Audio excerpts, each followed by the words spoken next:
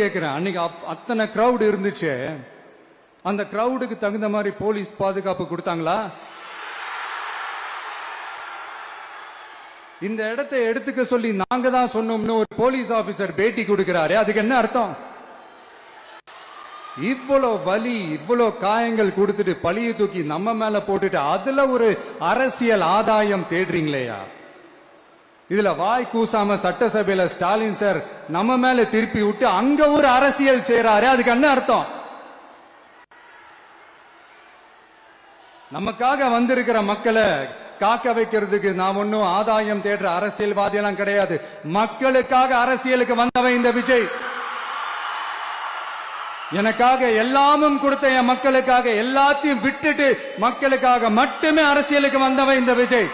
அவங்களுக்காக நன்றி கடன் செலுத்துறதுக்காக மட்டுமே அரசியலுக்கு வந்தவன் இந்த விஜய்.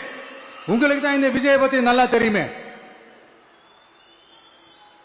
ஆனா நம்ம எல்லாருக்குமே இத்தனை வலிகள் காயங்கள் கொடுத்தவங்களுக்கு இந்த 2026 தேர்தலில் தக்க பதிலடி கொடுத்துட்டீங்க. ஆனா அது மட்டுமே பத்தாது மக்களே, அது மட்டுமே பத்தாது.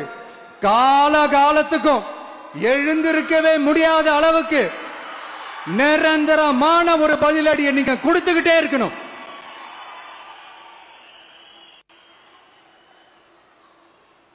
இப்படி எல்லாம் பண்ணா நான் மக்களை விட்டு ஓடிடுவேன் நினைப்பா? யார் என்ன ஓடினாலும் நான் மக்களை விட்டு எல்லாம் ஓட மாட்டேன். அன்னைக்கும் சொன்னேன், இன்னைக்கும் சொல்றேன், நாளைக்கும் சொல்றேன், தில்லா சொல்லுவேன், கெத்தா சொல்லுவேன். பணமா ஜனமா அப்படின்னு கேட்டா என் ஜனம் தான் எனக்கு முக்கியம்.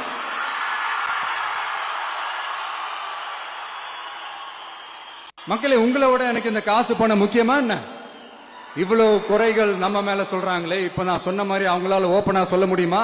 அந்த தில்லு இருக்கா, திராணி இருக்கா? ஒரு கிடையாது.